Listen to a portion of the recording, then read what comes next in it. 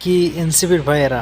So আজকে যে আপনারা একটা মিছিল করলেন, মানে নির্বাচন কমিশন এটা ঘেরাও করা একটা কর্মসূচি দিয়েছেন। আজকে আপনাদের এই যে কর্মসূচি যেটা দিয়েছেন, এখানে কয়জন মানুষ ছিল?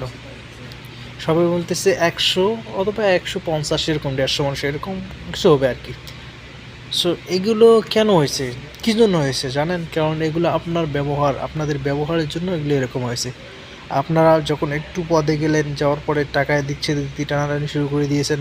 পরে আপনারা সবাই জামাতকে রাজাকার বলাই দিলেন, শিবিরকে আপনার দল থেকে বাইর করে দিলেন, বিভিন্নভাবে টালবাহানা শুরু করে দিয়েছেন। সো এখন দেখেন তার প্রমাণ।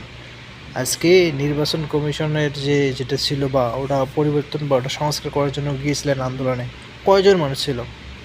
100 অথবা 150 মানুষ।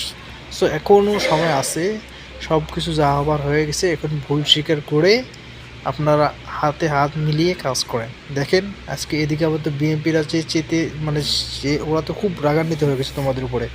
দুদু কী বলছে আপনারা তো সবাই জানেন। সো এখনও সময় আছে, সবাই হাত মিলিয়ে একসাথে হয়ে কাজ করেন। আজকে যে তোমাদের অবস্থা দেখে তো খুবই আশ্চর্যজনক একটা বিষয়। সো আমরা এরকমটা কখনো ভাবিনি, কিন্তু এটা তোমাদের কর্মের ফল। তোমরা এই যে প্রাইভেট বিশ্ববিদ্যালয়, এদিকে আবার ফির মাদ্রাসার ছাত্র, মানে হুজুররা জামাতে ইসলামকে রাজাকার ট্যাগ দেওয়া, এখন বোঝেন এখন কী অবস্থা হয়েছে তোমাদের। দেখেন এখন তো বিএনপি তোমাদের কোনো ভাগাতেই নিবে না, আজকে যে তোমাদের অবস্থা। সো এই জন্য আমি বলবো যে মানুষের সাথে এত মানে বাজিয়ে বা শত্রু বাড়ানোর প্রয়োজন নেই। জামাত শিবিরকে যে রাজাকার বলছেন, ওরা তো অনেক আগে 24-এ যে গণ অভ্যুত্থান হয়েছে, এটার মধ্যে এটা নিয়ে এখন তোমরা রাজনীতি করবে।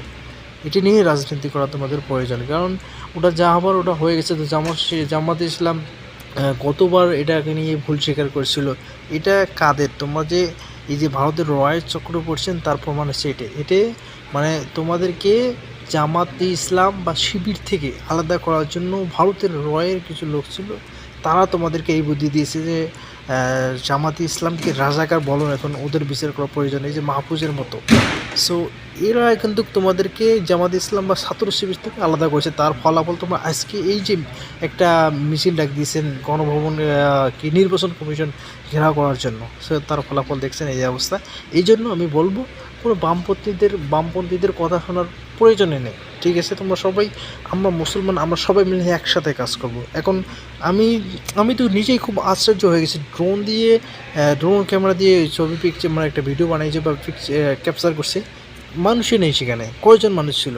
অথচ যখন পোস্ট দিয়েছে সেখানে প্রায় 1000 মতো নাহিদের হাসনাত আবদুল্লাহর পোস্ট শেয়ার করেছে মাত্র। কি এদিকে আবার যখন রাজপথে আসছে শুধু 100 জনের, 100 বা 150 এরকম মানুষ। সো এই জন্য আমি বলবো বাংলাদেশ আছে, এবারে মাঝের ছাত্রগুলো আছে, হুজুররা আছে, এদের সাথে সবাই মানে মিলেমিশে কাজটা করেন। এনসিপিরও তো ভেবেছে যে আমরা কত বড় যে হয়ে গেছি, এখন আমরা নিজেভাবে চলবো। যে এদিকেও মুখ ছিল রাজাকার, তমুক ছিল রাজাকার। আরে ভাই, তখন তো আমার তো কোনো জন্মই হয়নি। তখন তো আমাদের কোনো জন্মই হয়নি। 71-এ আমাদের জন্ম হয়েছে, কার কী হয়েছে যার এই কয়েক বছর হবে, এ আবার বলে 71-এর রাজাকার, এই বাংলা স্যার। এটা তো শুধু সম্পূর্ণ তো স্বৈরাচারের কথা ছিল। আপনারা যদি এইভাবে কথা বলেন, তাহলে তো ভবিষ্যতে অনেক ঝামেলা আছে। এই যে অলরেডি তোমাদের শুরু হয়ে গেছে, এখনও সময় আছে। সবাই হাত মিলে মাদ্রাসার ছাত্রগুলো যারা আছে, জামাত শিবির বা জামাতে ইসলাম বা ছাত্র শিবির যারা আছে, সবার কাছে মানে কোনো যে ক্ষমা চেয়ে একসাথে এই যে বাংলা সবার সাথে মিলেমিশে কাজ করেন।